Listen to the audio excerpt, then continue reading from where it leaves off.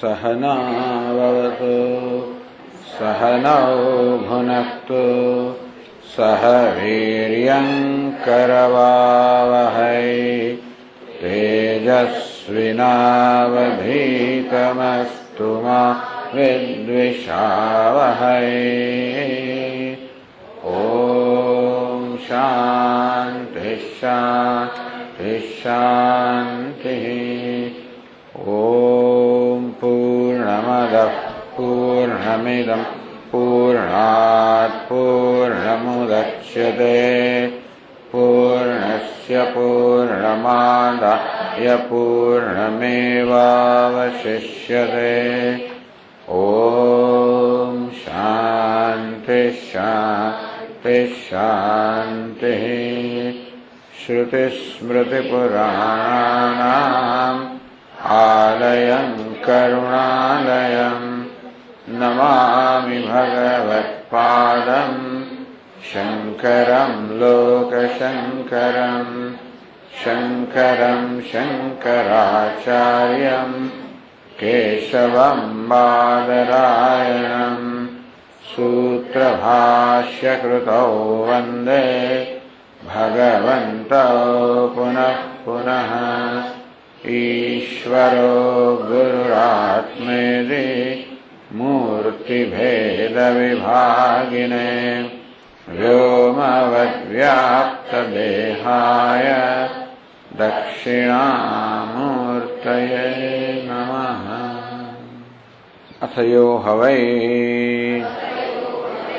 अस्मान् लोकाद् स्वं लोकम् अदृष्ट्वा प्रैति सह एनम् अविदितः न भुनक्ते यथा वेदो वा अननुक्तः अन्यद्वा कर्म अकृतं यदि हवै अपि अनेनं विद महत्पुण्यं कर्म करोति तद्धास्य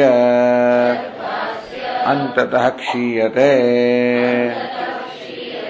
एव आत्मानमेव लोकमुपासीत स यः आत्मानमेव लोकमुपास्ते न अस्य कर्म क्षीयते अस्माद्ध्येवात्मनः यद्यत् कामयते तत्तत्सृजते। अथ यो हवै अस्मान् लोकात् स्वं लोकम अदृष्ट्वा प्रैति। आत्माना दर्शन કર્યા વગર આત્માનું જ્ઞાન પ્રાપ્ત કર્યા વગર જે દેહમાંથી વિદાય લે છે સેનમ અવિદિતઃ ન ભુનક્તિ। એ આત્મા ભલે બ્રહ્મ હોય ભલે પૂર્ણ હોય પરંતુ એને બ્રહ્મ રૂપે પૂર્ણ રૂપે જાણવામાં આવ્યો નથી માટે એ આત્મા પોતાની પૂર્ણતા પ્રગટ કરવા દ્વારા એનું રક્ષણ કરતો નથી। રક્ષણ કરવું એટલે આત્મા પોતાની પૂર્ણતા પ્રગટ કરે અને તો પછી કોઈ ભય કે સલામતી રહે નહીં, કોઈ દુઃખ રહે નહીં, શોક ના રહે, પરંતુ આત્મા પૂર્ણ હોવા છતાં પણ આનંદ સ્વરૂપ હોવા છતાં પણ આ મનુષ્ય દુઃખ કે શોકથી મુક્ત થઈ શકે કારણ કે આત્મા આનંદ રૂપે પ્રગટ થતો નથી। વેદો વા અનનુક્તઃ। વેદ જો એને એનું અધ્યયન કરવામાં ના આવ્યું હોય તો વેદમાં બધું જ જ્ઞાન હોય પરંતુ એ વેદ આપણું રક્ષણ કરતો નથી। અન્યદ્વા કર્મ અકૃતમ। કર્મ આપણે બધું જાણતા હોઈએ પરંતુ જો ન કરીએ તો એ કર્મનું કોઈ ફળ આપણે કર્મ આપણું રક્ષણ ના કરે, પોતાનું ફળ આપવા દ્વારા કર્મ રક્ષણ ના કરે। આમ કર્મ એ રક્ષણ કરવું ક્યારે કહેવાય? પોતાનું ફળ આપીને લાભ અપાવે ત્યારે। શાસ્ત્ર રક્ષણ ક્યારે કર્યું કહેવાય? જ્ઞાન દ્વારા આપણા જ્ઞાનથી મુક્ત કરે ત્યારે। तीर्थ आत्मा रक्षण क्यारे कर्युं कहेवाय? पोताना वास्तविक स्वरूपने प्रगट करवा द्वारा आपणने दुःखमांथी शोकमांथी मुक्त करे। केवी रीते? ज्ञान वगर કે કર્યા વગર આ વસ્તુઓ સ્વયં મહાન છે, છતાં પણ આપણો લાભ મળતો નથી, રક્ષણ નથી થતું, અર્થાત આપણો લાભ મળતો નથી. યદિ હવે અપી અને એવં વિત, આ પ્રકારે આત્માને અર્થ ન જાણનાર મત પુણ્યમ કર્મ કરોતી, ભલે મોટું પુણ્ય કર્મ કરે, તદ્દસ્યંત ક્ષીયતે એવ, છતાં પણ એ પુણ્ય મહાન પુણ્ય હોય છેવટે પણ ક્ષીણ થઈ જાય છે. આત્માનમ એવ લોકમ ઉપાસિત, માટે કહે છે આત્માનમ લોકમ એવ ઉપાસિત, આત્મા લોકની, આત્મરૂપી લોકની, ટૂંકમાં આત્મરૂપી જે સ્વયં પ્રકાશ ચૈતન્ય છે એની ઉપાસના કરવી જોઈએ. એટલે કે એને જીવનમાં ધ્યેય રૂપે રાખવું જોઈએ, એનું સદા ચિંતન કરવું જોઈએ, એનું જ્ઞાન પ્રાપ્ત કરવું જોઈએ. સ આત્માનમ લોકમ ઉપાસતે ન અસ્ય કર્મ ક્ષીયતે, આમ જે આત્મલોકની ઉપાસના કરે છે, આત્માને પોતાને જેનું ધ્યેય માને છે, આત્મજ્ઞાન પ્રાપ્ત કરવા માટે જે સમર્પિત છે, એને કરેલું કર્મ ક્ષીણ થતું નથી. કારણ કે એ કર્મ તો આત્માને જાણવા માટે જ કરવામાં આવ્યું હોય છે.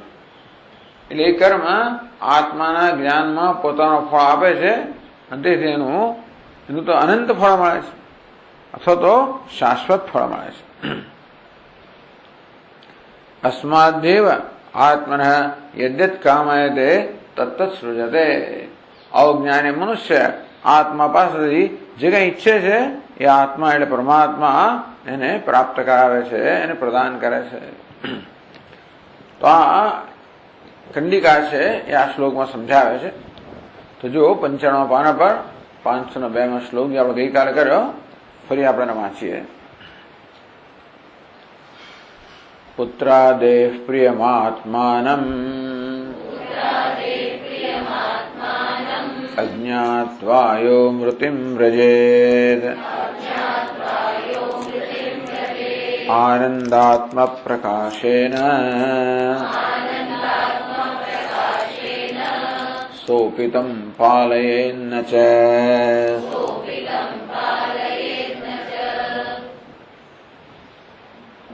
પુત્રાદેહ પ્રિયમાત્માનમ, એતत् પુત્રાत् પ્રેયઃ વિત્તાत् પ્રેયઃ અસ્માत् સર્વસ્માत् પ્રેયઃ. આત્મા તો પુત્રથી પણ પ્રિય છે, ધનથી પણ પ્રિય છે. જે કઈ જગતનો પદાર્થ છે એ સર્વ પ્રિય તો આત્મા છે. કારણ કે જગતમાં જે કઈ પ્રિય છે એ આત્માને કારણે, એક આત્મા જ પ્રેમ સ્વરૂપ છે, આત્મા જ આનંદ સ્વરૂપ છે. જગતના પદાર્થો મારા પ્રત્યે પ્રેમ હોય છે તો શરતી પ્રેમ હોય, એટલે કે કોઈક દેશમાં, કોઈ કાળમાં, કોઈ પરિસ્થિતિમાં આપણને કશીક વસ્તુ મળે પ્રેમ હોય. એવું નથી કે કશી વસ્તુનો આપણે સર્વકાળે ચાહતા હોઈએ, સર્વ સમયે ચાહતા હોઈએ, સર્વ સંજોગોમાં ચાહતા, એવું કશું જ નથી. ભલી પ્રિય વસ્તુ હોય જેને આપણે ભિન્ન માનીએ છીએ. ભગવાન પણ હોય ને, ભગવાન પણ આપણે ભિન્ન માનતા હોઈએ તો એવું ના બને કે બધાય સમયે અને બધાય સ્થળે અને બધા સંજોગોમાં પ્રિય હોય. ભગવાને જો આપણું ધાર્યું ના કરે તો એ સંજોગોમાં ભગવાનનું પ્રિય ના રહે. આમ કશી વસ્તુ ક્યારે પ્રિય હોય? આપણને જ્યાં સુધી જ્યારે અનુકૂળ હોય ત્યાં. વસ્તુને પ્રેમ નથી કરતા, અનુકૂળતાને પ્રેમ કરીએ છીએ. એ ઉપકારક હોય ત્યાં સુધી એનો ઉપકારકપણાને પ્રેમ કરીએ છીએ, એને અનુકૂળતાપણાને પ્રેમ કરીએ છીએ. એ દ્વારા વાસ્તવમાં આપણે આપણી જાતને જ પ્રેમ કરતા હોઈએ છીએ. એટલે ભલભલી વસ્તુ જો અનુકૂળ ના રહે, ઉપકારક ના રહે તો આપણા પ્રેમનો વિષય રહેતી નથી, પ્રેમનું પાત્ર રહેતી નથી. ત્યારે કોઈ પણ સંજોગોમાં, કોઈ પણ સ્થળે, કોઈ પણ કાળે આત્મા હંમેશા મારા પ્રેમનો વિષય બને છે. બીજી કશી વસ્તુ મારા દ્વેષનો વિષય બને તે પણ આત્મા પ્રત્યેના પ્રેમને કારણે જ. દુનિયામાં જે કે વ્યવહાર છે રાગ દ્વેષનો, કશી વસ્તુ મને ગમતી હોય એટલા માટે કે આત્મા મને ગમે છે, કશું નથી ગમતું કારણ કે આત્મા ગમે છે. કશી વસ્તુની ઉપેક્ષા કરજો કે આત્મા ગમે છે. બસ દરેક વ્યવહારમાં એક જ વસ્તુ છે, તમે જોજો, આત્મા અર્થાત પોતાના વાળાનો પ્રેમ. જે કોઈ વસ્તુનો આત્મા ગણતો હો, હું કોને આત્મા ગણવું છે બદલાયા કરતો હોય છે, એમાં શંકા નથી. ક્યારેક દેહને આત્મા ગણું, ક્યારેક પુત્રના આત્મા ગણું, ક્યારેક રાષ્ટ્રના આત્મા ગણું, ક્યારેક અહંકારના આત્મા ગણું, કોઈક વળી સચ્ચિદાનંદ પણ આત્મા ગણું. જે સમયે જે આત્મા વિશે જે કે મારો ખ્યાલ હોય એ સમયે મને એ સૌથી વધારે પ્રિય હોય. બાકીની બધી વસ્તુઓ મળવાનો પ્રેમ ગૌણ હોય છે. મુખ્ય પ્રેમ તો આત્મા માટે જ હોય છે. આવો આત્મા પુત્રાદેહ પ્રિયમાત્માન, જે પુત્રથી પ્રિય છે, વિત્તથી પ્રિય છે, અન્ય સર્વથી પ્રિય છે. અજ્ઞાત્વાયો મૃત્યુમ રજેત, આવા આત્માને પોતાના સ્વરૂપને જાણ્યા વગર યો મૃત્યુમ રજે, જે મરી જાય છે. જાણ્યા વગર એટલે જાણવાનો પ્રયત્ન પણ કર્યા વગર. ચલો જાણ્યા વગરમાં એક વસ્તુ છે, પરંતુ આત્માને જાણવાની સૂઝ જ જેને ઉત્પન્ન થઈ નથી.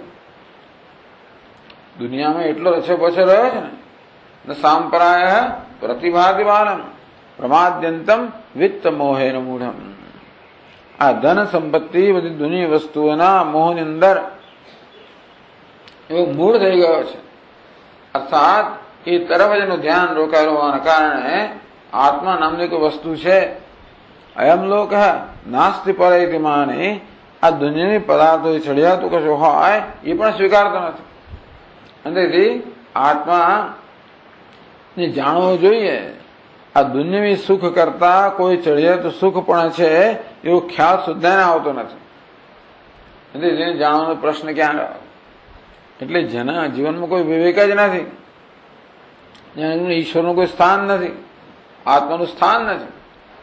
ચલો માણસ ભગવાનનો ભક્ત હોય, ભગવાનને પ્રાપ્ત ન કર્યા હોય, આત્માનો ભક્ત હોય, આત્માના જ્ઞાન માટે પ્રયત્નશીલ હોય, છતાં એ કદાચ એની સાધના પૂરી ન તો કઈ વાંધો નહીં. અજ્ઞાતનો અર્થ છે કે જે મનુષ્ય આત્માને જાણવાનો પ્રયત્ન સુદ્ધા કર્યો નથી, જે મનુષ્ય દુનિયાવી વસ્તુમાં એવો રચ્યો પચો રહ્યો છે કે ક્યારે એના ખ્યાલ સુદ્ધા આવ્યો નથી. આનંદાત્મ પ્રકાશેન સોપેદમ પાલયન છે, એ આત્મા પણ એનું પાલન કરતો નથી. આગળ કહ્યું આત્મા કેમ પાલન કરે? પોતાના વાસ્તવિક સ્વરૂપને પ્રગટ કરવા દ્વારા. એ જ મને કે હું આનંદ સ્વરૂપ છું, ચિંતા ના કરીશ. આત્મા પોતાની જાતના આવી રીતે પ્રગટ કરે, વ્યક્ત કરે તો કામ થાય. આપણે માત્ર કહે કે કરી હું આનંદ સ્વરૂપ છે એ પૂરતું નથી. એ કહે કે હું આનંદ સ્વરૂપ છું, હું કોઈ ભગવાન મને પ્રિય પૂરતો નથી. એવો ભક્ત સમય ભગવાન કે કામને પ્રિય છે ત્યારે કામ થયું કહેવાય. હું તો કહે કે કરું, પહોંચે તો ને. બહુ એ કરીએ, પહોંચતું જ નથી ને ઘણી વાર. એ પહોંચે અને એ જયારે કહે કે હા આ મારો પ્રિય છે ત્યારે કામ થયું. તો હું તો આત્માને પહોંચે અને આત્મા કહે કે હું આનંદ સ્વરૂપ છું, મુક્ત છું, નિત્ય શુદ્ધ બુદ્ધ મુક્ત છું. એ રીતે આત્મા પોતાના સ્વરૂપને પ્રગટ કરવા દ્વારા આપણું રક્ષણ કરે એમ કહેવાય, આપણા સંસારમાંથી મુક્ત કરે. એવું કરતો નથી, એવું કહેવાય નથી કરતો. એટલે ટૂંકમાં આત્માને ચેતવવો. ભગવાન ઊંઘી ગયો ને એની યોગ નિદ્રામાં હોય જગાડવો પડે ને, તો અવતાર લે તો આપણું કામ કરે. બાકી ત્યાં બેઠો બેઠો હોય તો આપણને શું એમાં? ભગવાન તો છે જ ને, પણ જ્યાં સુધી વૈકુંઠમાં હોય કે ક્ષીરસાગરમાં હોય, પૃથ્વી પર તો ત્રાસ જ છે ને. રાવણ હોય કે હિરણ્યકશિપુ હોય કે જે બધા ત્રાસ છે ને, ત્યાં બેઠો બેઠો શું કરવાનો? તો અહીંયા આવે અને યોગ યથાયોગ્ય રૂપ લે ત્યારે પછી આપણી મુશ્કેલી દૂર થાય. ભગવાને પણ દેવતાઓ હોય, મનુષ્ય હોય, ઋષિ હોય, બ્રાહ્મણો હોય, જે કોઈના ભક્તો હોય એ બધાને દુઃખ એમનું રક્ષણ કરવા માટે, એમને દુઃખમાંથી મુક્ત કરવા માટે અવતાર લેવો પડે, વગર બાકી ન થાય કામ. તેમાં આત્મા અહીંયા વૈકુંઠમાં છે, યોગ નિદ્રામાં છે, ક્ષીરસાગરમાં સૂતેલો, અંતઃકરણમાં સૂતેલો છે. એ જાગે, અવતાર ઉતરી આવે પૃથ્વી પર ત્યારે કામ થાય. ટૂંકમાં પારમાર્થિક સત્તા આપણું રક્ષણ કરતી નથી, વ્યાવહારિક સત્તા આપણું રક્ષણ કરે. આપણા બધા પ્રશ્નો વ્યાવહારિક પ્રશ્નો છે ને. આપણા માટે આત્મા જયારે વ્યવહારનો વિષય બને ઈશ્વર પણ જયારે વ્યવહારનો વિષય બને એનું નામ જ અવતાર. ભગવાન અવતાર એટલે હાલતા ચાલતા થાય ને ત્યારે બધાની સાથે એમનો વાર્તાલાપ થાય ત્યારે વ્યવહાર થઈ શકે ને. ભગવાન પણ જયારે વ્યવહારનો વિષય બને ત્યારે વ્યવહારિક પ્રશ્નો ઉકલે. એ પારમાર્થિક હોય તો વ્યવહારિક પ્રશ્નો ઉકેલતા નથી. આ તકલીફ છે ને. પારમાર્થિક પરમાત્મા તો અને વિરાજમાન છે. ઊંઘતો નથી કહેવાય, ઊંઘે તો બધું જોઈએ છે. યસ સ્વપ્ન જાગ્રત સુષુપ્તમ અવૈતિ નિત્યમ. આ સ્વપ્નનો જાગ્રતનો સુષુપ્તનો નિત્ય દ્રષ્ટા છે. પરંતુ છતાં એનો કોઈ લાભ આપણને મળતો નથી. તો આ રીતે ભગવાનને પણ આપણે પૃથ્વી પર વ્યવહારમાં લાવવો પડે. આટલું જો આ સમજવાની વસ્તુ છે. ઘણી વાર આપણે ગૂંચવાઈ જતા હોઈએ છીએ. આપણા પ્રશ્નો વ્યવહારિક છે. પરમાત્મા કોઈ પ્રશ્ન હોતો નથી. બધા પ્રશ્નો કયા સ્તરના છે? વ્યવહારિક સ્તરના. એટલા માટે ભગવાન આપણા વ્યવહારનો વિષય બને, આત્મા પણ વ્યવહારનો વિષય બને તો જ એ આત્મા આપણું રક્ષણ કરી શકે. ત્યાં બેઠો બેઠો કોઈનું રક્ષણ કરી શકતો નથી. કહેવાય બધું કે સંકલ્પ માત્રથી બધું કરે. સંકલ્પ માત્ર સૃષ્ટિ કરે, કેમ કશું કરતો નથી? યશોદા એમ કે મારો પુત્ર જે રૂપે જો ત્યાં બેઠો બેઠો શું કરે? અર્જુનને મિત્ર રૂપે જોયો તો બેઠો બેઠો શું કરે? મિત્ર બનવો પડે ને. એ તો કે હું ક્યારે ભગવાને સ્વીકાર મારો પુત્ર રૂપે આવે ત્યારે, મિત્ર રૂપે આવે ત્યારે, પતિ રૂપે આવે ત્યારે, બાળક રૂપે આવે ત્યારે, જે હોય તે. તેવી રીતે આત્મા પણ, કારણ કે અત્યારે આ બધા વ્યવહારમાં પ્રોબ્લેમ છે ને, પ્રશ્ન જ ક્યાં છે બધા? મને દુઃખ કોણ આપે છે? એ પારમાર્થિક સત્તા દુઃખ નથી આપતી. દુઃખ કોણ આપે છે? વ્યવહારિક સત્તા દુઃખ આપે છે. સાચી હોય કે ખોટી હોય, જે છે તે છે. એ સ્તરનો ભગવાન બનવો જોઈએ. એટલે ભગવાન એ સ્તર ઉતારો નામ અવતાર. ભગવાન જયારે આપણી વૃત્તિમાં ઉતરે, બ્રહ્મ તો છે તો વૃત્તિ જ્ઞાન વૃત્તિમાં ઉતરે, હું બ્રહ્મ છું એમ પ્રગટ થાય. અજ્ઞાનેનાવૃતમ જ્ઞાનમ તેન મુખ્ય નિજંતમ જ્ઞાનેન તુ તદજ્ઞાનમ યેષામ નાશિતમાત્મનઃ તેષામ આદિત્યવ જ્ઞાનમ પ્રકાશયતિ તત્પરમ. અજ્ઞાન વડે આપણી વિવેક બુદ્ધિ છે, આપણું અજ્ઞાન વડે આ વિવેક જ્ઞાન આચ્છાદિત થઈ ગયું છે. તે અનેક પ્રકારના ભ્રમ ઉત્પન્ન થયેલા છે. તેથી એ આત્મા જયારે પ્રકાશિત થાય, સૂર્ય માટે પ્રકાશ એ પૂરતું નથી. જો આડે વાદળ હોય તો સૂર્યના પ્રકાશનો જ આપણે જેમ લાભ ના મળે તો એના આત્મા આનંદ સ્વરૂપ હોય. પણ જ્યાં અજ્ઞાનનું આવરણ છે ત્યાં સુધી એનો લાભ મળતો નથી. એના માટે અજ્ઞાનનું આવરણ દૂર કરવું પડે, ત્યાર પછી એનો લાભ મળે. સૂર્ય પ્રકાશ માત્ર છે તેથી આપણો અંધકાર દૂર નથી કરતો. એ તો વાદળ જવા જોઈએ તો જ સૂર્ય આપણો અંધકાર દૂર કરે. તેવી રીતે આત્મા પણ ક્યારે અજ્ઞાન અંધકાર દૂર કરે, ક્યારે દુઃખ અને શોકનો અંધકાર દૂર કરે, જ્યારે પોતાના સ્વરૂપમાં પ્રકાશમાન થાય ત્યારે. આનંદાત્મ પ્રકાશન શોભિતમ પાલયન છે, ત્યાં સુધી આત્મા પાલન કરતો નથી. એટલે આત્માને પ્રગટ કરવો જોઈએ. પ્રગટ એને આપણે પ્રગટ કરવો એટલે શું? સૂર્યને પ્રગટ કરવો એટલે વાદળ આપણે હટાવવા પડે, એટલું કામ છે આપણું. ભગવાન એટલું કામ આપીને મોકલ્યા છે આપણને. એ કામ એને કર્યું હોત તો તકલીફ ના હતી. આટલું કામ આપણને કરવાનું સોંપ્યું છે, પણ એમાં પાછું એને ઘણી મુશ્કેલી મૂકેલી છે. માત્ર અજ્ઞાનનો આવરણ તો વાંધો નથી, જોડે જોડે શું છે? મુખ્ય જનતવા અનેક પ્રકારના બધા ભ્રમ આપણે ધરાવીએ છે. અને જે માણસ ભટકેલો હોય એને ખબર ના કે ભટકું છું તો ભટક્યા જ કરે ને. તે માણસ ભટકેલો હોય પણ જાણતો નથી હું ભટકું છું, એને કહ્યું બરાબર જ છે. તેથી કોઈ દિવસ એ ભ્રમ મુક્ત થવાનું પણ એને પ્રેરણા મળે જ નહીં ને. કઈ ભ્રમને ભ્રમ જાણે ત્યારે પછી આગળ વધે ને. આ મારા જીવનમાં ભ્રમ છે, એ ભ્રમમાંથી મુક્ત થવાનું છે, એવી સૂઝ ઉઠવી પડવી એ બહુ મહાન વસ્તુ છે. અર્જુનને એવી સૂઝ એકદમ પડી રણ મેદાનમાં, ત્યારે શિષ્ય છે. ભગવાન જ્ઞાન સ્વરૂપ સામે જ છે, બંને ગાઢ મિત્રો છે.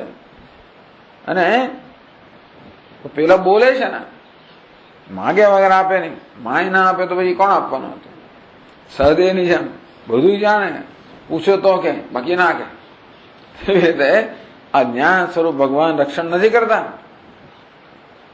શોકમાંથી અર્જુન રક્ષણ ના થયું, સામે સામે જ છે, રોજ સવાર સાંજ ભેગા, આખો દિવસ ભેગા, છતાંય પણ ક્યારે રક્ષણ થયું? એ ભગવાન ગુરુ રૂપે પ્રગટ થયા, જ્ઞાનનો ઉપદેશ કર્યો ત્યારે. આટલું આપણે કરવાનું. તે પણ ક્યારે કરે? એમને લાગે ત્યારે ઉપદેશ કરે, બાકી ના કરે.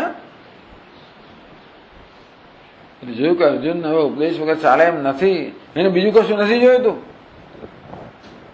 નહીં પ્રપશ્યામી મમાપુનદ્યા યચ્છોક મુચ્છોષણમ ઇન્દ્રિયાણામ.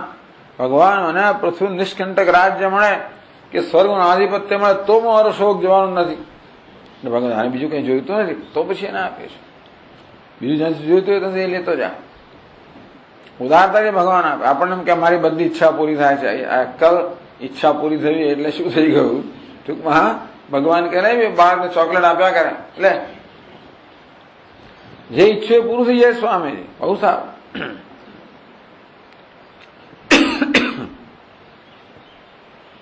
ઈચ્છા પૂરી થાય એટલે ચેતવું. હો કે જો આપણે રવાડે ચડાવે છે, ચોકલેટો આપે છે, ઈચ્છા દુનિયાવી ઈચ્છા. શું થઈ ગયું સ્વામીજી? બસ હવે મને શું થવાનું છે? લાઈટ જતી રહી છે ને પેલું ગયું છે ને ક્યારે આવશે ને લાઈટ આવી ગઈ. સ્વામીજી બહુ સરસ. એના કરતા બફાસો નફા સારું છે ભાઈ. હા, એવી લાઈટ આવે એટલે ભગવાન પાસે એવી તુચ્છ વસ્તુ માગવું અને ભગવાન આવે તો આપશે. ચોકલેટ આપ્યા કરે, ભાઈ ન માગવું જ સારું છે.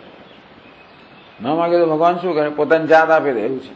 કશું ના માગીએ તો એ બિચારો દેવાદાર થઈ જાય ને, પછી એ વિમાસમાં પડી જાય, એ ધર્મ સંકટમાં આવે કે કશું માગતો નથી, મને આ બાપ કરે છે. એની પાસે શું હોય? પોતાની જાત છે. એટલે ભાઈ આવો સોદો સારો, બાકી બધા સોદા ખોટા છે. એટલે માયા છે ને જાત જાતના બધા રત્નો આપે આપણને, જાત જાતની વસ્તુ ઉભી કરે. એમ કરીને આપણને ધ્યાન બીજે લઈ જાય. એટલે સાવધાની. બસ આ જ વસ્તુ કહે છે પછીના શ્લોકોમાં.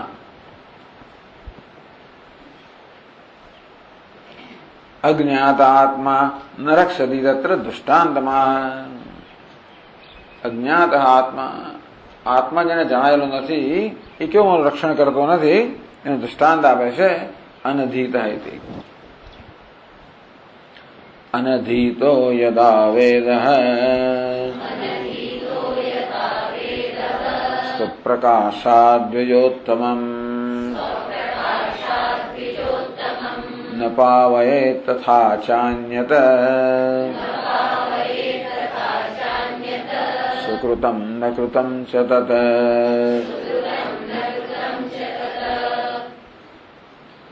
અનધીતો યથા વેદ. વેદ પણ સામે જ છે. મેં કહ્યું ને ગઈ ભગવદ્ ગીતા રોજ પૂજા કરીએ છીએ, પણ રક્ષણ ના કરે. જ્યાં સુધી અધ્યયન કરવામાં ના આવે, જ્યાં સુધીમાં જે ડાપણ છે, જ્ઞાન છે એ પ્રાપ્ત ન કરવામાં આવે, જ્યાં સુધી એનો જીવનમાં ઉપયોગ ન કરવામાં આવે ત્યાં સુધી એ ગ્રંથ ત્યાં છે. યથા અનધીત વેદ. જેવી રીતે વેદ જેનું અધ્યયન કરવામાં આવ્યું નથી, ગુરુ પુસ્તકાદિ દ્વારા સન્નિહિતોપી. વેદ ઘરમાં હોય, વેદનો ગ્રંથ હોય, સન્નિહિત આપણે નજીકમાં જ હોય, અથવા ગુરુના રૂપમાં હોય. ગુરુ પણ એટલે વેદનું જ મૂર્તિમાન સ્વરૂપ છે. પુસ્તક પણ હોય, આ રીતે હોય. સન્નિહિતોપી ટૂંકમાં આપણી સમીપમાં હોય શાસ્ત્ર. અનધીત સન એનું અધ્યયન કરવામાં ના આવે. સ્વામીજી આ બધા પુસ્તકો આપ મોકલાવે લાઇબ્રેરીમાં. અમારા દાદાના પુસ્તકો બહુ છે, બધા ઢગલા હોય, સંસ્કૃત પુસ્તકો. શું કરવાનું? હું તો સ્વામી ભણ્યો નથી. અને એ બધું હોય ઘરની અંદર, પેઢીઓથી હોય, પણ આપણે કોરાના કોરા જોઈએ, કારણ કે અનધીત એનું અધ્યયન કરવામાં નથી આવે. સ્વપ્રકાશાત સ્વપ્રકાશેન. ટૂંકમાં વેદ પણ ક્યારે રક્ષણ કરે? પોતાનું જે જ્ઞાન છે એ જ્ઞાનને પ્રગટ કરવા દ્વારા. શાસ્ત્ર ક્યારે પોતાનું જ્ઞાન પ્રગટ કરે? એ શાસ્ત્રની કૃપા પ્રાપ્ત કરી હોય ત્યારે, ઈશ્વરની કૃપા પ્રાપ્ત કરી હોય, ગુરુની કૃપા પ્રાપ્ત કરી હોય, શાસ્ત્રની કૃપા પ્રાપ્ત કરી હોય તો શાસ્ત્ર પોતાની અંદર પ્રગટ કરે. શાસ્ત્ર કે એમને પ્રગટ ના કરે. યસ્ય દેવે પરાભક્તિ યથા દેવે તથા ગુરવ તસ્યેતે કથિતા હેરતા પ્રકાશંતે મહાત્મના. જેણે ઈશ્વરની કૃપા પ્રાપ્ત કરી છે અને ગુરુની કૃપા પ્રાપ્ત કરી છે એવા મહાત્માના અંતઃકરણમાં આ શાસ્ત્ર પોતાના શબ્દોનો અર્થ પ્રગટ કરે છે. અંતો સ્વરૂપ પ્રકાશ છે ને, ઘણા શાસ્ત્ર અર્થ પ્રગટ કરે તો આપણે રવાડે ચડીએ. કયો અર્થ પ્રગટ કરે છે મહત્વની વસ્તુ છે. ટૂંકમાં શાસ્ત્રમાંથી શું સમજ્યા આપણે એ મહત્વનું છે. શાસ્ત્ર ખરેખર જે કહેવા માંગે એ સમજીએ આપણે. એનું તાત્પર્યનો નિર્ણય મનમાં થાય તો એ આપણું રક્ષણ કર્યું કહેવાય, નહીં તો ના કર્યું કહેવાય. સ્વપ્રકાશાદ દ્વયોત્તમ ન પાવયે. ટૂંકમાં એ આપણું રક્ષણ કરતું નથી. ન પૂતમ કરોતી, આપણે પવિત્ર કરતા નથી, પાવન કરતા નથી. આપણને પવિત્ર કરતું નહીં શાસ્ત્ર, કે રક્ષણ કરતું નથી. યથાવા અથવા બીજો દ્રષ્ટાંત આપે છે, અન્યત સુકૃતમ, અન્યત સત્કર્મ હોય, યજ્ઞ યાગાદ રૂપ હોય, જપ તપ રૂપી હોય, પૂજા વગેરે રૂપી હોય, સત્કર્મ છે, પુણ્યકર્મ છે. એ પણ ક્યારે રક્ષણ કરે? એનું જયારે આચરણ કરવામાં આવે ત્યારે. જ્ઞાતમ અપી, હું જાણું છું, સ્વામી બધી મને ખબર છે. રુદ્રાભિષેક કેમ કરવો, ષોડશોપચાર કેમ કરવો, બધું જાણું, વિષ્ણુ સહસ્રનામ બધું જાણું છું, બરોબર છે, પણ એ કરવું પડે. શાસ્ત્રને જાણવું પડે, કર્મને કરવું પડે. શાસ્ત્રનું પુસ્તક હોય પર્યાપ્ત નથી, જાણવું પડે. કર્મનું જ્ઞાન હોય પર્યાપ્ત નથી, કરવું પડે. બધું જાણું છું, કેમ વસ્તુ બનાવવી, ખીચડી કેમ બનાવવી જાણું, સૂપ કેમ બનાવવું બધું જાણવું છું, એટલે પેટ ભરવાનું નથી. એ કર્મનું બધું જાણું છું. રક્ષણ ક્યારે કરે? એનું આચરણ કરવામાં આવે ત્યારે. દૃષ્ટાંત આપ્યા કે વસ્તુ હોય તો પણ લાભ કેમ મળતો નથી, એને દૃષ્ટાંત આપ્યા કે ગ્રંથ હોય પણ લાભ નથી મળતો, એનું અધ્યયન કરવામાં ના આવ્યું હોય તો. કર્મની જાણતા હોઈએ કેમ કરવું, છતાં લાભ ના મળે જો એને આનું આચરણ કે અનુષ્ઠાન કરવામાં ના આવે તો. ફલાય ન પ્રભવતી, તો એ કર્મ પણ પોતાનું ફળ આપી શકતું નથી. તદ આત્મા આપી અજ્ઞાત, તેવી જ રીતે આત્મા પણ અજ્ઞાત. જેને જાણવા નથી આવ્યો એવો આત્મા પણ આપણું રક્ષણ કરતો નથી, આપણું દુઃખમાંથી મુક્ત કરતો નથી.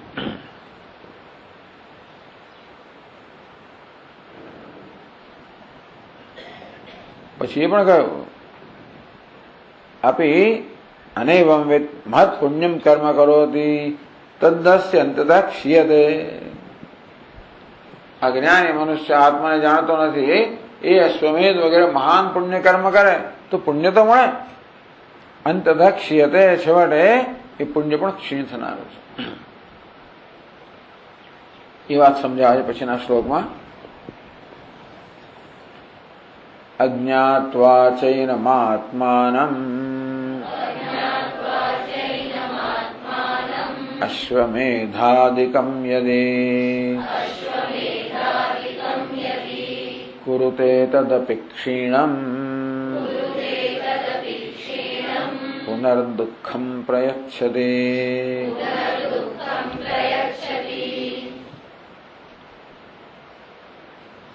અજ્ઞાત્વા ચ એનમાત્માનમ અજ્ઞાત્વા અશ્વમેધાદિકમ, કે પછી બૃહસ્પતિ સવાદયો મહાંતો યાગા. આપણા શાસ્ત્રમાં યજ્ઞ યાગાદી જે છે કેટલાક નાનકડા હોય, યજ્ઞ સામાન્ય હોય, કેટલા બહુ મોટા હોય. અશ્વમેધ યાગ તો બહુ દિવસો ચાલે. આમ બૃહસ્પતિ સ વગેરે યાગ તો બહુ મોટા યાગ છે. કરો એટલે કેટલું મહાન પુણ્ય તમને મળે. અશ્વમેધાદિકમ મહદપી કર્મ કૃતમ સત, એવું મહાન કર્મ તમે કરો તો પણ ફલ રૂપેણ એ કર્મ પણ છેવટે માત્ર એને કોઈક આપણે સ્વર્ગ વગેરે કોઈ દુન્યવી લાભ માટે કર્મ કરવામાં આવ્યું હોય તો એ ક્ષીણ થઈ જવાનું છે ને. અંતવત્તુ ફલમ તેષામ તદ્ભવત્યલ્પમેધસામ. ગમે તેવું મહાન કર્મ કરવામાં આવ્યું હોય પણ એ કોનું ફળ આપે ના આપે એમ નહીં. તત્વેનાતશ્ચવંતિતે હમિ સર્વયજ્ઞાનામ ભોક્તા ચ પ્રભુરેવ ચ નતુ મામ અભિજાનંતિ તત્વેનાતશ્ચવંતિતે. ભગવાન કે બધા યજ્ઞનો ભોગતા હું છું અને પ્રભુ પણ હું છું. જે યજ્ઞ આપણે કરીએ છીએ એનો દેવતા રૂપમાં ભોગતા ભગવાન જ છે. કર્મ કરનારના આત્મરૂપમાં ભગવાન જ છે. કર્મ ફળ આપનારે ભગવાન જ છે. એવું જાણવું જોઈએ. આવું બધું ભગવાન બધું છે છતાં જાણીએ નહીં તો એનો ઉપયોગ નથી. આત્મરૂપે જ બેઠેલો છે. આમ જે કર્મ કરેલો છે એ નારાયણ જ છે.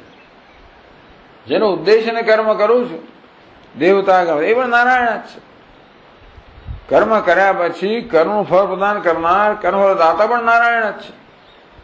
બધું છે પણ શું કરવાનું? તો પણ આપણે લાભ નથી મળતો. નારાયણ તો સર્વત્ર વ્યાપ્ત છે, લાભ નથી મળતો. અને તત્વેનાતશ્ચવન અતઃ ચવંતિતે નતુ માભિજાનતિ તત્વેન. જે લોકો તત્વતઃ મને જાણતા નથી કે હું જ આત્મા છું, હું જ દેવતાના રૂપમાં છું, હું જ કર્મફળદાતા છું અને કર્મના રૂપમાં પણ હું જ છું. આ જાણે એનું કર્મને શું આપે ખબર છે? મોક્ષ આપે. આવું જાણે એ કર્મ કેવું કરે? ભગવાનને અર્પણ કરવાના રૂપમાં જ કરે ને. નિષ્કામ દયા કરે, ઈશ્વરનો ઉદ્ધિ કરે તો કર્મ એને પેલું નારકનું ફળ ના આપે, મોક્ષરૂપી ફળ આપવાનું સાધન બને. કૃપણા ફલ હેતવ. કોઈ કર્મના આપણે માત્ર કર્મફળ દુન્યવી કર્મફળ માટે કરીએ તો એ આપીને બિચારું ક્ષીણ થઈ જાય. પરંતુ કર્મ દ્વારા કોઈ દુન્યવી ફળ ન ઈચ્છે તો એ કર્મ શું કરે? અંતઃકરણ શુદ્ધિ દ્વારા જ્ઞાન દ્વારા મોક્ષનું સાધન બને. ચ્યવંતિતે. ભગવાન કે એ લોકોનું પતન થાય છે એનોથી નહીં કર્મ પોતાનું ફળ નથી આપતો. પણ કર્મ કયા પ્રકારનું ફળ આપે એનો આધાર આપણે કયા પ્રયોજનથી કર્મ કરીએ છીએ. કર્મ માત્ર કોઈ દુન્યવી લાભના પ્રયોજન કરવામાં આવે તો કર્મ એ દુન્યવી લાભ જરૂર આપે, સ્વર્ગ પણ આપે, બધું જ આપે. પણ બિચારું ક્યાં સુધી આપે? ક્ષીણે પુણ્ય મર્તલોકમ વિશંતિ. આ પુણ્ય ક્ષીણ થાય એટલે વળી મર્તલોકમાં આવવું પડે. ઇમમ લોકમ હીનતરમ વા વિશંતિ. મુંડકોપનિષદ કહે વળી પાછો આ લોકમાં કે હીન લોકમાં જવું પડે. એટલે કહે છે કે ભાઈ અંતતઃ ક્ષીયતે એટલે કુરુતે તદપી ક્ષીણમ. અશ્વમેધ વગેરે મહાન કર્મ પણ ટૂંકમાં ગમે તેટલા પૈસા ખિસ્સામાં ક્યાં સુધી ચાલે? તમે ખર્ચો તો ક્યાં સુધી ચાલે? ઓછા હોય તો થોડાક ચાલે, વધારે તો લાંબા ચાલે, પણ તમે ખર્ચો એટલે ક્યારેક તો ભલું ધન ક્ષીણ થઈ જ જવાનું છે ને. અબજપતિ હોય દુનિયામાં $40 અબજ અને $50 બિલિયન એક ખર્ચ કરે તો ક્યારેક તો પૂરું થાય. ચાલો મારી પત્નીને $1.5 બિલિયન ફલાણું આપ્યું, પેલા ના આપ્યું, આટલું મોટું મકાન બંધાવે, પેલું કર્યું, ક્યારેક તો ખર્ચાઈ જ જવાનું છે ને. અને તેથી કહેવાનો ભાવ એ છે કે બધી જ વસ્તુઓ નશ્વર છે. આત્મા છે બધું જ નશ્વર છે. એક આત્મા શાશ્વત છે. અને એટલું જ નહીં પરંતુ એ આનંદ સ્વરૂપ છે, શાશ્વત આનંદ સ્વરૂપ છે. અને તેથી એ જ ક્ષીણ ન થનારું શાશ્વત સુખ સ્વરૂપ છે. એને મેળવવાનું નથી, માત્ર એને જાણવાનું છે. એ ક્યારે પોતાને જણાવે ત્યારે. જ્યાં સુધી હું બહિર્મુખ છું, જ્યાં સુધી મારું મન હંમેશા વિષયો તરફ મંડાયેલું છે, ત્યાં સુધી અંતરાત્મા પહેલા મારો પોતાનો અનાદર થાય છે ને. એટલે પહેલા આત્માનો અનાદર કરતો અટકું, આદર કરું.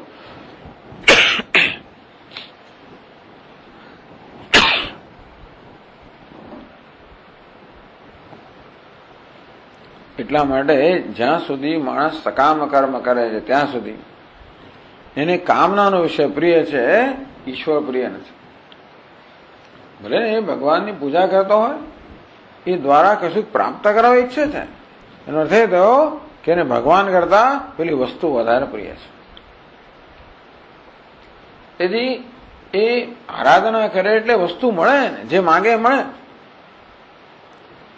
યો યો યામ યામ તનુમ ભક્ત શ્રદ્ધયા ચિન્મિચ્છતિ તસ્ય તસ્યાચરામ શ્રદ્ધામ તામેવ વિદામ્યહમ સતયા શ્રદ્ધયા તસ્યારાધનમ્યતે લભતે ચ તતઃ કામાન મયૈવ વિહિતાનિ તાનિ.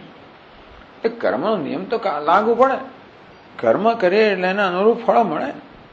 દેવતાની આરાધના કરીએ એટલે જરૂર દેવતાઓ ફળ આપે, પણ એ ફળ કેવું હોય? ક્ષીણ થનારું હોય, નશ્વર હોય. કર્મ વિચારો અલ્પ છે માટેનું ફળ પણ અલ્પ જ હોય. મહદપી કર્મ કૃતમ સત ફળરૂપે ક્ષીણમ ભૂત્વા. એ ફળ પણ મહાન હોય છતાં એનું ફળ રૂપે આવીને ક્ષીણ થઈ જાય. દુઃખમ એવ દદાતિ પુનઃ દુઃખમ પ્રયચ્છતિ. એ જ કર્મ પાછું દુઃખ પ્રદાન કરે છે. કેવી રીતે? સુખ લઈ લઈને. ટૂંકમાં આપણને સરસ રીતે મકાનમાં રાખવામાં આવે છે, આગતા સાગતા કરવામાં આવે બધું. પછી પૂરો થયો સમય કે ભાઈ નીકળો, ત્યારે દુઃખ આપ્યું. કેમ? આ સુખ લઈ લઈને દુઃખ આપ્યું નથી માટે.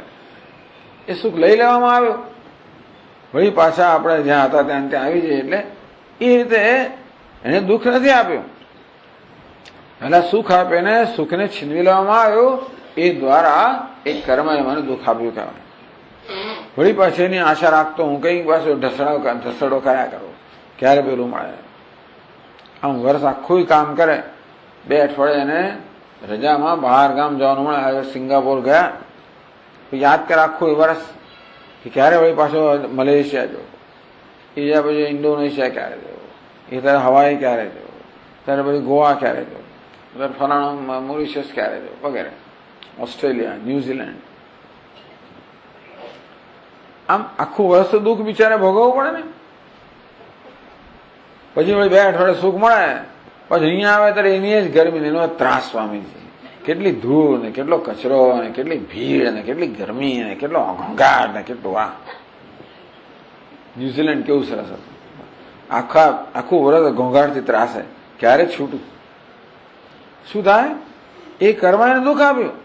પેલી ન્યુઝીલેન્ડની યાત્રા જે હતી, જે આનંદદાયક હતી, એની તુલના અત્યારે વર્તમાન થયા જ કરે. અને તેથી બિચારો આખું વર્ષ દુઃખ ભોગવે. પછી 2 અઠવાડિયા પછી અશ્વમેધ યજ્ઞ કર્યું વર્ષ સુધી, વળી 2 અઠવાડિયા હવાઈ જઈ આવે, ત્યાં પાછો આનંદ લે. હતો તો ત્યાં એવમ લોકમ હીનતરમ વા વિસંધિ. આ લોકમાં કે એથી ઉતરતા લોકમાં પાછો આવવું પડે. આવું બધું જીવન છે. ગતાગતમ કામ કામા લભંતે. આવી રીતે વિષયોની કામના કરનાર લોકો તો ગતાગતમ, આવવું ને જવું, બસ એમનો ધર્મ, એ બિચારનું જીવન બની ગયા. એટલે કે તતઃ નિત્યાનંદ મિચ્છતા આત્મજ્ઞાને યત્ન કર્તવ્ય ભાવ. હવે કહેવાનો હેતુ શું છે? તતઃ આત્મજ્ઞાન મિચ્છતા. તેથી જે નિત્ય આનંદની ઈચ્છા રાખે છે, નિત્યાનંદ મિચ્છતા, જે લોકોને હવે આ પ્રકારનો વિવેક થયો કે મને કોઈ નશ્વર આનંદ ના જોઈએ, મને અલ્પ વસ્તુ ના જોઈએ, તુચ્છ વસ્તુ ના જોઈએ, દેશમાં કાળમાં પરિસ્થિતિમાં મર્યાદિત વસ્તુ ના જોઈએ, એવું સૂઝે તો એ જોઈતું હોય ત્યાં સુધી ચાલ્યા જ કરવાના ચક્કરમાં. જ્યાં સુધી એને આ બધી વસ્તુઓ માટે અભાવ થયો નથી. અભાવ થવો જોઈએ. ચાલો બહુ કેરી ખાધો નથી જોઈતી, રોજ રોજ કેરીનો રસ ખાધા જ કરો, ખાધા જ કરો. સવારે ચૂસવાની કેરી, બપોરે રસ ખાવાનો, રાત્રે હાફૂસ કેરી ખાવ કે ચાલો બહુ સરસ. 1 દિવસ, 10 દિવસ, 15 દિવસ, મહિનો. હવે કેરીની વાત ના કરીશ. લગ્નની ઋતુ આવે ને ત્યારે સવાર બપોર સાંજ લગ્નમાં લઈએ તો ખા ખા ખા કરો. એક એવો દિવસ અમને ખીચડી આપો ભાઈ, હા ના આપશો. એ અભાવ થાય ત્યારે આપણે બીજું કંઈક માગીએ ને. તેવી રીતે આ બધા દુનિયાવી જે બધા સુખો છે એનો અભાવ જન્મે ત્યારે આપણે બીજું કંઈ માગીએ. ન જન્મે તો પછી આપણે જ માગ્યા કરવાના છે. તો તેવી રીતે આ માયા અભાવ જન્મવા દેતી નથી. કારણ કે નવીની વસ્તુ લાવ્યા પણ આપણે કાંઈ જુદી વસ્તુ છે, એકની એક જ વસ્તુ જુદા રૂપમાં. એક જ વસ્તુ એને જાય એને પેલું શું કહે એને સંદેશ કહે, અને પછી રસગુલ્લા કહે, અને પછી પેલું મીઠા બંગાળી મીઠાઈ એક જ વસ્તુ હોય, નામ જ જુદા હોય. રસમલાઈ કહો અને ફલાણું કહો, એક જ વસ્તુ છે એમની મીઠાઈમાં. ખાલી પેલું છેન્ના ફાડેલું દૂધ એના આકાર જાત જાતના બનાવે, એને જુદા રસમાં મૂકે, એની જ વસ્તુ. એકમાં પિસ્તા નાખે ને બીજામાં બદામ નાખે ને ત્રીજું નાખે, એવું નાખે. એ જ આપણે જુદું જુદું ખાવું છું રોજ. તે માં એકને એક જ વસ્તુ જુદા રૂપમાં આપે, એક દાડો દૂધમાં આપે, એક વાર સિરપમાં આપે, પેલામાં આપે. એટલે આને એમ કે રોજ જુદું આવે એવું છે જ નહીં. એટલે માએ અભાવ જન્મવા દેતી નથી. જાય કે નવું નવું ના આપતું એવું લાગે. આ કહે ને ગતા કામ આ મૂર્ખ લોક માણસ જે છે એટલે કે છે મૂર્ખ લોક ભેદ નહીં જાણે. આ મૂર્ખ લોક છે ને આ માયાનો ભેદ જાણતા નથી. એટલે એમ ચાદર મેલી કર્યા જ કરે, કર્યા જ કરે, કર્યા જ કરે. તત નિત્યાનંદ મિચ્છતા, એટલે કે મારે નિત્યાનંદ જોઈએ એ પ્રકારની ઈચ્છા જન્મવી જ મોટું કલ્યાણ છે. વિવેક જન્મવો તો નિત્યાનંદ જોઈએ, અનિત્યાનંદ ના જોઈએ. બસ મેં બહુ ભોગવ્યા. ભગવાન મના દક્ષિણ માર્ગ ના જોઈએ.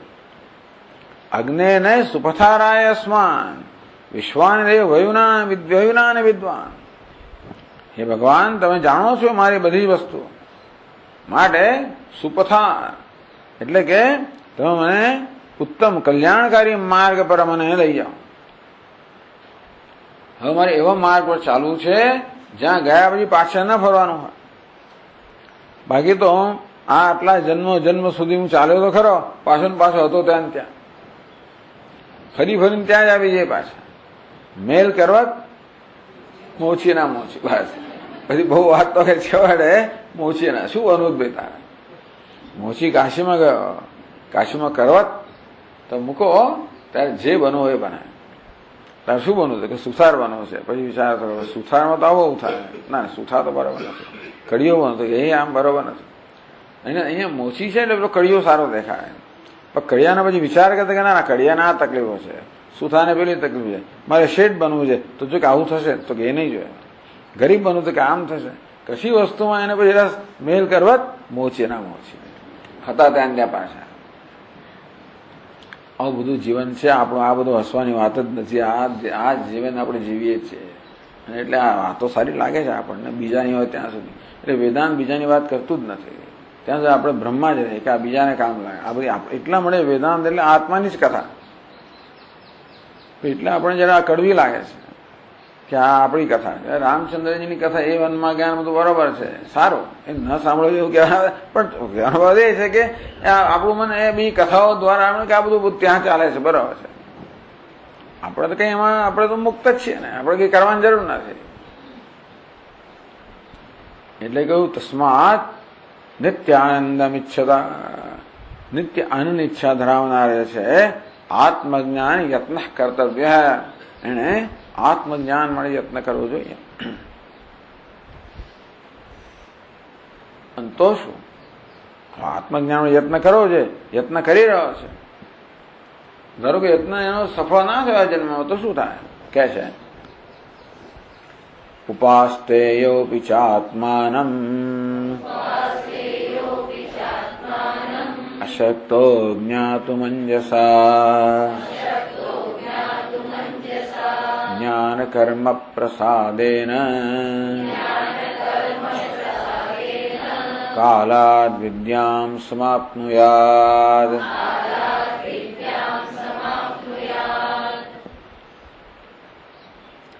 ઉપાસ્તયોપિ ચ આત્માનમ અંજસા જ્ઞાતુમ અશક્તઃ. જ્ઞાન અશક્ત ઉપાસનમ અપી વરમ. એક છે ભાઈ જ્ઞાન આપણે ન મળ્યો તો પણ આપણે સતત એનું સેવન કરતા હોઈએ. આત્માનું સેવન કશી વસ્તુનું બે રીતે થાય.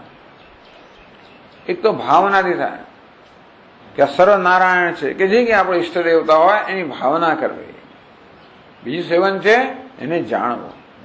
પહેલું પગથિયું છે ભાવના, બીજું પગથિયું છે જ્ઞાન. જ્ઞાન અશક્ત, આપણે જ્ઞાન પ્રાપ્ત નથી થયું કે આ સર્વ બ્રહ્મ છે. સર્વમ ખલુ ઇદમ બ્રહ્મ, આ સર્વ બ્રહ્મ છે, હું પણ બ્રહ્મ છું. એ જ્ઞાન નથી પ્રાપ્ત થયું તો પણ ભાવના કરો આ સર્વ બ્રહ્મ છે, હું બ્રહ્મ છું, ભાવના કરો. જ્ઞાન અશક્તો ઉપાસનમ અપિવરમ, એ ભાવના પણ શ્રેષ્ઠ છે. નહીં તો આપણે દુનિયામાં ફસાયેલા જ રહેવાના છે. આ ભાવના પણ આપણને સંસારમાંથી ઉગાડનારી છે અને જ્ઞાન માટેની ભૂમિકા રચનારી છે. એટલે ઉપાસ્તેયો વિચાત્માનમ અંજસા જ્ઞાતુમ અશક્ત અંજસા શીઘ્રમ યથાવત છે. આત્માનું શીઘ્ર જ્ઞાન થતું નથી, તો આત્માનું યથાર્થ જ્ઞાન થતું નથી. અને માટે જે ભાવના કરે છે, આત્માનું ધ્યાન કરે છે, ભાવના કરે છે, આત્માની પૂજા કરે છે. કઈ રીતે? આત્મા જેવો છે તે રીતે કે સર્વ બ્રહ્મ છે, હું બ્રહ્મ છું.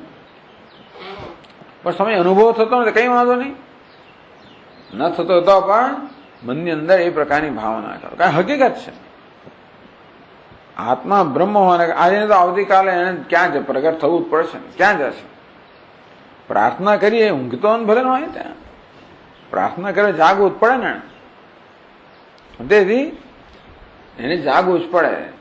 હવે એને જયારે લાગે કે મારા વગર ચાલે એમ નથી આ લોકોને, ભગવાન કે આ દેવતો આવ્યા છે અને મને પ્રાર્થના કરે છે, મારા વગર ચાલે એમ નથી,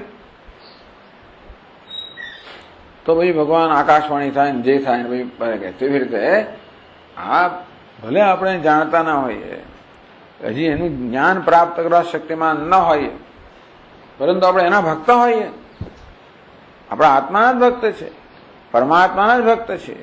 એ સિવાય મને બીજું કઈ ના જોઈએ. એવો વૈરાગ્ય હોય. આમ વિવેક ને વૈરાગ્ય હોય. વિવેક છે કે જીવનમાં હું શોધું છે નિત્ય આનંદ છે, એટલા જ માટે અલ્પ આનંદ. આટલા જન્મો જન્મ સુધી મને અલ્પ આનંદથી સંતોષ થયો નથી. કેમ આ જન્મો જન્મ આવે છે? હું શું શોધી રહ્યો છું? શેની પાછળ પડેલો છું? હું ખરેખર આ દુનિયાની સિદ્ધિઓની પાછળ પડેલો છું? એ દ્વારા બીજું કઈ ઈચ્છું છું? આમ વિવેકે જન્મે, એ પણ પુણ્ય કર્મના પરિણામે જન્મે. અને તો પછી આપણને એ વસ્તુ માટે અભાવ થયો, એટલે કે હવે મારે નથી જોઈતો, બસ મારે આત્મા જોઈએ છે, આત્મજ્ઞાન જોઈએ છે. મન મના ભવ મદ ભક્ત મદ્યાજી મામ નમસ્કુર. બસ તું મારી ભાવના કર, મદ ભક્ત, મારો જ ભક્ત બન. ભક્ત બનવું એટલે મને એ જ જોઈએ, બીજું કઈ ના જોઈએ. ભક્તિ એટલે એ જ જોઈએ, બીજું કઈ નહીં. મેરે તો ગિરધર ગોપાલ દૂસરા ન કોઈ.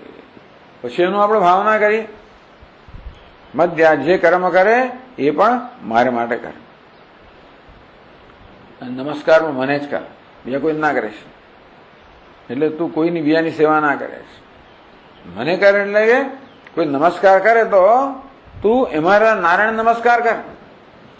કોઈને નમસ્કાર ન કરવા એટલે તું કોઈ દુનિયા વસ્તુ નમસ્કાર ના કરીશ, ત્યાં તું કઈ એની સેવા ના કરીશ, એને પરાધીન ના બનીશ.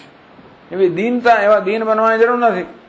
આપણે નમસ્કાર કરીએ, પેલા ખુશ કરવા, ખુશામત કરીએ. કેમ કરીએ? જેથી ખુશ થાય અને મારી ઈચ્છા પૂરી કરે, મને જ નમસ્કાર કરે.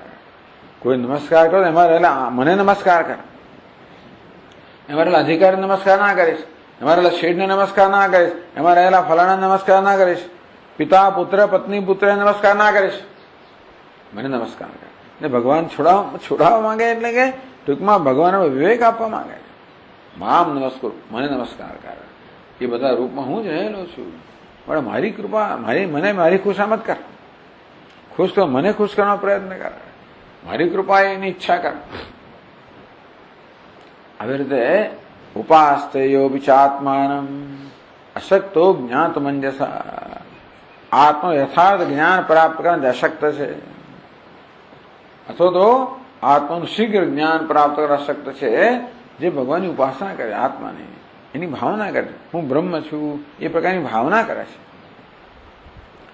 જ્ઞાન કર્મ પ્રસાદેન, આ પ્રકારે ભાવના કરવી, ભક્તિ કરવી, જોડે જોડે પોતાનું કર્તવ્ય કર્મ કરવું. અહીં જ્ઞાન કર્મ પ્રસાદ. જ્ઞાન એટલે શું? આ ઉપાસના. જ્ઞાનસ્ય ઉપાસનસ્ય કર્મણસ્ય પ્રસાદેન. આ ભક્ત જે છે આત્માનો ભક્ત, આત્માની ભાવના કરે છે, આત્માનું ધ્યાન કરે છે, આત્માની ઉપા એટલે કે આત્માને નમસ્કાર કરે છે, આત્માને અન્નમ ભક્તિ, ભક્તિમાં કર્મ રહેલું છે. મન મના ભવ મદ ભક્ત મદ્યાજી મામ નમસ્કુર. મન મના ભાવ તું મારી જ ભાવના કર, એ પણ કર્મ છે. મદ ભક્ત તું મને જ પ્રેમ કર, મને જ ભરેલો રહે, બીજા કોઈને પણ તું જીવનનું ધ્યેય ના માનીશ, હું જ જે ધ્યેય છું. મદ્યાજી યજન જે કરે એ મારા માટે કરે, જે કર્મ કરે એ મારા માટે કરે, નમસ્કાર પણ મને કરે. આનું નામ ભક્તિ કહો, ઉપાસના કહો. તો સાથે સાથે તારું કર્તવ્ય કર્મ કર, એ પણ મને અર્પણ કરવા માટે જ કર. આ રીતે આ પ્રકારે જયારે આપણે ઉપાસના કરી હોય કે ભક્તિ કરી હોય કે ધ્યાન કર્યું હોય ત્યારે જે કરીએ એનો આપણો પ્રસાદ તો મળે, એટલે કે એનો અનુગ્રહ મળે. જે કરો એનો ટૂંકમાં કશી દુન્યવી ઈચ્છાથી કરતો પણ કર્મ તો અનુગ્રહ તો મળે છે. દેવતાને આપણે કહ્યું દુન્યવી સિદ્ધિ મળે, આપણે એને પ્રસન્ન કરીએ તો એનો અનુગ્રહ તો મળે. પણ એ બધો અનુગ્રહ આપણને દુનિયા વસ્તુ પ્રાપ્ત કરાવે અને પછી ક્ષીણ થઈ જાય. આ કેવો અનુગ્રહ છે? આપણને મુખ્ય આપણને તો કે નિત્ય વસ્તુ પ્રાપ્ત કરાવવા દો. એટલે કહે છે કે જ્ઞાન કર્મ પ્રસાદેન, જે જ્ઞાન કહો, ભાવના કહો, જે ઈશ્વરને, જેમાં ઈશ્વર જેનો વિષય છે, કર્મ જે ઈશ્વરને સમર્પિત થયું છે, પ્રસાદેન. આ પ્રકારે જ્ઞાન કર્મ પ્રસાદ, વિદ્યા કર્મ સમુચ્ચય થી કાલાદ વિદ્યામ સમાપ્નુયાત, એટલે બે શબ્દો વાપર્યા. જ્ઞાન અને વિદ્યા બે જુદા શબ્દો વાપર્યા. આ જ્ઞાનનો અર્થ છે ઉપાસના એટલે કે ભાવના, અને વિદ્યા એટલે બ્રહ્મ વિદ્યા. કાલેન વિદ્યામ સમાપ્નુયાત નહીં જ્ઞાનેન સદૃશમ પવિત્રમય વિદ્યતે તત્ સ્વયં યોગ સંસિદ્ધ કાલેનાત્મને વિંદતી. તો કાલેન, તો આ ટૂંકમાં ભગવાન કહે કે તું મને મેળવવા માટે જે કંઈ પ્રયત્ન કરે એ પ્રયત્ન છેવટે મને મેળવવામાં આજે આવતીકાલે સફળ થવાનો જ છે. એસ્કેલેટર પર ચડ્યા ને એટલે આપણે પહોંચવાના જ છીએ. એ એસ્કેલેટર ખટકીને જાય, ઘણી વાર અટકી પડે પાછ ચાલે, અટકી પડે ચાલે, એવું થાય, પણ પહોંચાડશે. કેટલુંક લિફ્ટ ફટફટ પહોંચી જાય. આ એરપોર્ટ પર આવું બધું હોય. તમે પગથિયા ચડીને જઈ શકો, એસ્કેલેટર પર જઈ શકો, લિફ્ટ પર, એલિવેટર પણ હોય. જે તમે એલિવેટર ફટ કરીને લઈ જાય, પેલું આમ કરીને લઈ જાય, ચાલતા ધીમે જે માર્ગ પસંદ કર્યો હોય ઉપર લઈ જનાર તો છે. વહેલા કે મોડા ત્યાં પહોંચવાના જ છે. તો જ્ઞાન માર્ગ હોય તો લિફ્ટમાં જવાનું હોય, આ ભક્તિ માર્ગ હોય તો એસ્કેલેટર જવાનું હોય, અને હજી એટલું ભાવના ન હોય અને કર્મ કરતા હોઈએ તો ચડીને જવાનું હોય. પણ ભગવાન આપણું ધ્યેય છે ને, છેવટે આત્મજ્ઞાન પ્રાપ્ત એ ધ્યેય છે ને. કાલાદ વિદ્યામ સમાપ્નુયાત. કેમ આપણે જ્ઞાન નથી મળતું? કારણ કે આપણે એટલે કે છે કે ઉપાસનસ્ય કર્મસ્ય પ્રસાદેન પ્રભાવેન ચિત્ત શુદ્ધિ દ્વારા ચિત્ત શુદ્ધિ પ્રાપ્ત થાય. यह બ્રહ્મલોક એવા, અહીં જ્ઞાન થાય, કાળે કર્મ અથવા તો બ્રહ્મલોકમાં થાય. કાલમ પ્રતીક્ષે વિદ્યામ પ્રાપ્તયાદિતિ, સમય લાગે પણ તમે યોગ્ય માર્ગ છો માટે આજે નહીં તો આવતીકાલે આ લોકમાં કે પરલોકમાં ગમે તે જગ્યાએ જ્ઞાન પ્રાપ્ત થશે. 2, 4, 5, 25 જન્મ લેવા પડે, ગમે તે હોય, પણ કારણ કે નહીં કલ્યાણકૃત કશ્ચિત દુર્ગતિમ તાત ગચ્છતે. આ કલ્યાણનો માર્ગ પર તમે આરૂઢ થયા એટલે દુર્ગતિ થવાની નથી. વિદ્યામ પ્રાપ્નુયાત. અહીંયા ચોથી પાદમાં કહે છે કાલ યત્નાંતરસ્ય ઉપલક્ષણમ. બીજો યત્ન થવાનો છે, પછી જ્ઞાનનો યત્ન થાય. યદ્વા તદેવ આવિર્ભવેત સાક્ષાદયુક્તે પ્રયત્નાંતરમ અંતરેણ ઈશ્વર નિર્ગુણતયા આવિર્ભવિષ્યતિ. એમ કહેવાય કે તમે સગુણ બ્રહ્મની ઉપાસના કરતા હો તો નિર્ગુણ બ્રહ્મ એ પોતે સાક્ષાત પોતે પ્રગટ થાય. તેનો વાદ એ છે કે આ પ્રયત્નમાં આપણે એકલા નથી, ઈશ્વર સાથે છે. ભલે નિર્ગુણ બ્રહ્મ હોય છતાં સગુણ બ્રહ્મ એટલે છે તો એક જ ને. એટલે એનું પૂંછડું પકડો તો હોય છેવડે એને જ પકડ્યું કે હા એવું છે. સીધે સીધું પકડો કે પછી એનું પેલું એટલે એનું ઉત્તરીય હોય પકડો, પછી છેવટે એને પામવાને તો છે. તેવી રીતે સગુણ બ્રહ્મની આરાધના કરતા હતા પણ નિર્ગુણ બ્રહ્મેશ્વર અનુકૂળ બને અને પોતાના સ્વરૂપને પ્રગટ કરે.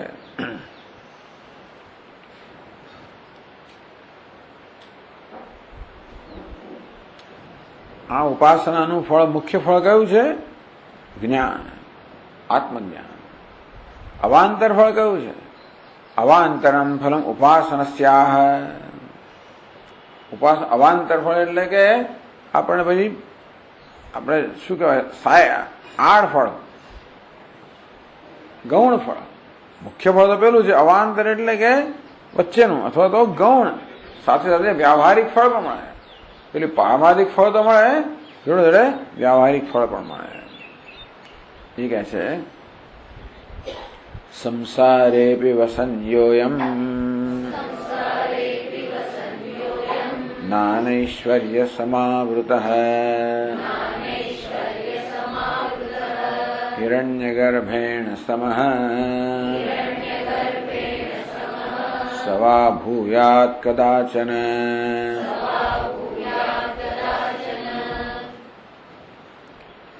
સંસારે વિવસન, ચાલો ટૂંકમાં આ સંસારમાં હોય ત્યારે પણ નાના ઐશ્વર્ય સમાવૃત, નાનવડા ઐશ્વર્ય પ્રાપ્ત થાય.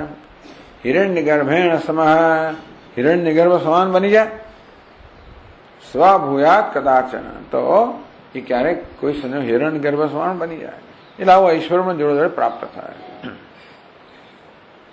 આવું કેમ કહેવામાં? એટલે કારણ કે અહીં ઉપનિષદમાં કહ્યું અસ્માદ જેવા આત્મના, એટલે કહ્યું ને આત્માને લોકો ઉપાસતે.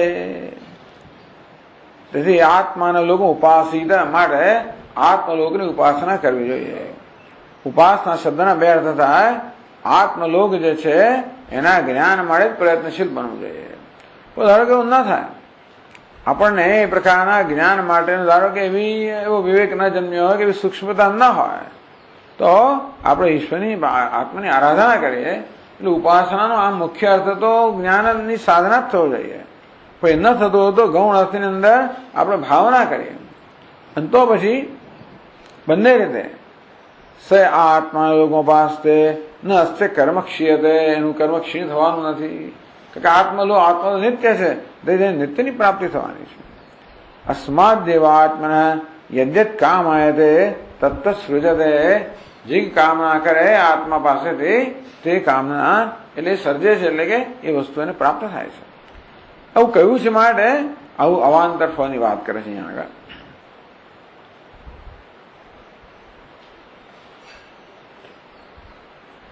ઉપાસક ઉપાસનોત્કર્ષ અનુસારેણ, એની ભાવનાની કેટલી તીવ્રતા છે એ પરથી એનું દુન્યવી ફળ છે એ ભાવનાની તીવ્રતા પ્રમાણે મળે.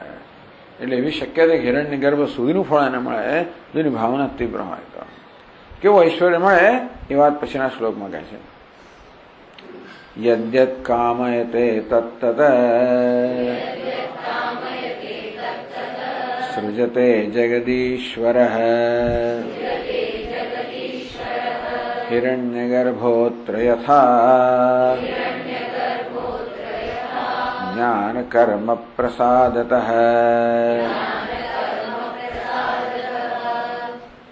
જ્ઞાન કર્મ પ્રસાદતઃ, આ જ્ઞાન ઉપાસના અને કર્મ એટલે કર્તવ્ય કર્મ એ બેના પ્રસાદ અર્થાત એમની અનુકૂળતાથી એમના કારણે મળી અંતઃકરણ શુદ્ધિ દ્વારા યદ્યત કામયતે તત્ત સૃજતે, જે કામના કરે એનું સર્જન કરે. જગદીશ્વર હિરણ્યગર્ભ, હિરણ્યગર્ભ જે જગદીશ્વર છે સગુણ બ્રહ્મ, એ જેમને વિચ્છેદન થાય તેવી રીતે આ ઉપાસક પણ જે ઈચ્છા કરે એ પૂરી થાય. એક બાજુ કહે છે કે દુનિયા વસ્તુ માગો ને, બીજી બાજુ આવી વસ્તુ ન માગો તો મળે. માગે તો એટલું જ મળે. તો આત્માને માગો તો આ જોડે આવું પણ આવે ને. નારાયણ આવે લક્ષ્મી તો આવે ને જોડે. લક્ષ્મી માગો તો નહીં લક્ષ્મી જ મળે, નારાયણ ના મળે. પણ નારાયણને માગો તો એ આવે એટલે લક્ષ્મી જોડે આવે જ છે. આ કહેવાનો હેતુ એ છે, બીજું કાંઈ નથી. ब्रह्मवित्तु ईश्वर रूपेण सर्वम सृजन्नपि। આ બ્રહ્મજ્ઞાની જે છે, આ તો પેલા ઉપાસકની વાત થઈ, જે બ્રહ્મજ્ઞાની છે પણ ઈશ્વર બની જાય, હું ઈશ્વર છું જાણીને ઈશ્વર રૂપેણ સર્વમ સૃજન્નપી, ઈશ્વરના રૂપમાં બધું સર્જન કરતો છતાં પણ ન કિંચિત કામયતે, આ બ્રહ્મજ્ઞાની કશી કામના કરતો નથી. ઈદ વેતુ કહો ઉપાસકને બ્રહ્મજ્ઞાનીમાં આટલો વિશેષતા છે કે બ્રહ્મજ્ઞાની કોઈ પ્રકારની કામના કરતો નથી. એ કહે છે પછીના શ્લોકમાં, બ્રહ્માસ્મિત્યનયા બુદ્ધ્યા સાક્ષાદ્યઃ કુરુતે પુમાન તસ્ય સર્વમિદં હેયં વાંતમ શક્ર યથા તવ. બ્રહ્માસ્મિ અનયા બુદ્ધ્યા યહ સાક્ષાત કુરુતે પુમાન, હું બ્રહ્મ છું એ પ્રકારની બુદ્ધિ અર્થાત જ્ઞાન વૃત્તિથી જેના આત્માનો સાક્ષાત્કાર છે કે હું બ્રહ્મ છું પ્રકારે જેના પરોક્ષ જ્ઞાન છે. તસ્ય વિદુષા, એ વિદ્વાન કહો, જ્ઞાની પુરુષ કહો, સર્વવિદમ, એના માટે આ બધી દુનિયા વસ્તુઓ હે છે, ત્યાગ કરવા યોગ્ય છે. સર્વ દ્રશ્ય જાતમ, આ બધું અનાત્મા છે, જળ છે, કારણ કે પોતે બ્રહ્મને જાણે છે. એટલે આ નામરૂપ જે છે તો માત્ર બ્રહ્મનો માત્ર વેશ જ છે, નામરૂપ માત્ર આભાસ જ છે, અને એથી એમાં કોઈ ઈચ્છવા યોગ્ય વસ્તુ નથી. જેને બ્રહ્મ પ્રાપ્ત થયું છે એને બીજી કોઈ ઈચ્છવા યોગ્ય વસ્તુ રહેતી જ નથી. આપ્ત કામ આત્મકામ, જે બધાને આત્મરૂપે જોઈએ છે એને બધી કામનાઓ આપોઆપ પૂર્ણ થઈ ગઈ, પણ એમાં કોઈ કામના રહેતી જ નથી. અકામ મારે દુષ્યતમ હેયમ, એને પણ આ બધી વસ્તુ હે છે અર્થાત ત્યાગ કરવા યોગ્ય છે. એટલે ઈચ્છા જન્મતી નથી. આપણને ઈચ્છા કોની જન્મે? જે ગ્રહણ કરવા યોગ્ય હોય એ વસ્તુની. આપણે કેળામાં ક્યારેક છાલની ઈચ્છા ના જન્મે. કેમ? કારણ કે હે છે, ત્યાગ કરવા યોગ્ય છે, પણ એની ઈચ્છા ના જન્મે. કેરીના ગોટલાની ઈચ્છા ના જન્મે, કારણ કે ત્યાગ કરવા યોગ્ય છે, અને છોતરું ત્યાગ કરવા યોગ્ય છે. જ્યાં સુધી એને પણ આપણે ગ્રહણ કરવા યોગ્ય માની ત્યાં સુધી એને ચાવ ચાવ કરી એવું બની શકે. એટલે આ કેળાની છાલ ફેંકી દેવાની છે, ફેંકવા યોગ્ય છે ન હોય તો આપણે એને પણ કંઈક કરીએ ખરાબ છે. પેલો જેમ શેરડીના પેલા છોતરાને ચાવ ચાવ કરીએ છીએ કે અહીં ફેંકી દેવા યોગ્ય થયા નથી એવું લાગે આપણને. લાગે આ તો ફેંકવા યોગ્ય છે, તો નહીં તો શેરડીનો આનંદ નથી મળતો, છોતરા ચાવ ચાવ કરે છે, શેરડીનો આનંદ મળતો નથી. જેને શેરડીનો આનંદ જોઈએ એને છોતરા ફેંકી દેવા પડે, જેને કેળાનો આનંદ એને છાલ ફેંકી દેવી પડે. પણ જેને કેળું મળી ગયું છે એને છાલ મળે કોઈ પ્રકારની હવે એ ઈચ્છા જન્મે જ નહીં ને. તેમ જેને બ્રહ્મ પ્રાપ્ત થયું છે એને હવે આ નામ રૂપાત જગત માટે કોઈ પ્રકારની ઈચ્છા જન્મે જ નહીં. એવું નથી કે એને તિરસ્કાર કરે છે, એની જાણે વેશ છે, આ તો માત્ર માધ્યમ છે. એના માટે હેયમ, આ ત્યાગવા યોગ્ય છે, એટલે કે બાદ કરવા યોગ્ય છે, એને સત્યતા આપવા યોગ્ય નથી. હે શક્ર વાંતમ યથા તવ, એ શક્ર કે ઇન્દ્ર એ સ્થિતિ પહોંચ્યો નથી. એટલે ઇન્દ્ર હજી પણ વાંછાઓ હશે, પણ ઇન્દ્ર પણ કશુંક તો ના જ ઈચ્છે. શું ના ઈચ્છે? વાંતમ, વમન કરેલી વસ્તુ જેમ કોઈ ના ઈચ્છે. એટલે ગમે તો સંસારી માણસ હોય તો પણ આ તો ના જ ઈચ્છે વમન કરેલી વસ્તુ. કૂતરાની વાત નથી, માણસની વાત કરીએ છીએ. હે ઇન્દ્ર, જેવી તું પણ વમન કરેલી વસ્તુ ના ઈચ્છે તેમ આ જ્ઞાની પુરુષ આ વસ્તુ ઈચ્છતો નથી. અર્થાત એનામાં કોઈ પ્રકારની દુનિયા ઈચ્છા નથી હોતી, એની ઈચ્છા પૂરી થઈ ગઈ. આપ્તકામ આત્મકામ, બધી કામના, બધા કામના વિષયો આત્મ સ્વરૂપ જાણવાના કારણે જે આપ્તકામ છે હવે કોઈ કામના રહેતી નથી. આટલો વિશેષ છે. પેલા સગુણ બ્રહ્મનો ઉપાસક અને આ નિર્ગુણ બ્રહ્મના જ્ઞાની છે આટલો વિશેષ છે, આટલો ફરક છે. એમ કરીને જે કંડિકા આપણે વાંચી એ કંડિકાનું આ 7 શ્લોકોમાં ગ્રંથકારે નિરૂપણ કર્યું. અને આ પ્રકારે આ ચોથું બ્રાહ્મણ, આ બૃહદારણ્યક ઉપનિષદનું ચોથું બ્રાહ્મણ છે, એના અગત્યના જે અંશ છે એની વિસ્તારપૂર્વક ચર્ચા કરવામાં આવી. ઓમ પૂર્ણમદ પૂર્ણમિદં પૂર્ણાત પૂર્ણમુદચ્યતે પૂર્ણસ્ય પૂર્ણમાદાય પૂર્ણમેવાવશિષ્યતે.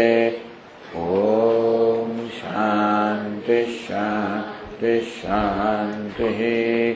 શંકરં શંકરાચાર્યં केशवं बादरायणं सूत्रभाष्यकृतौ वन्दे भगवन्तौ पुनः पुनः। ईश्वरो गुरुरात्मेति मूर्तिभेदविभागिने व्योमवद्व्याप्तदेहाय दक्षिणामूर्तये नमः।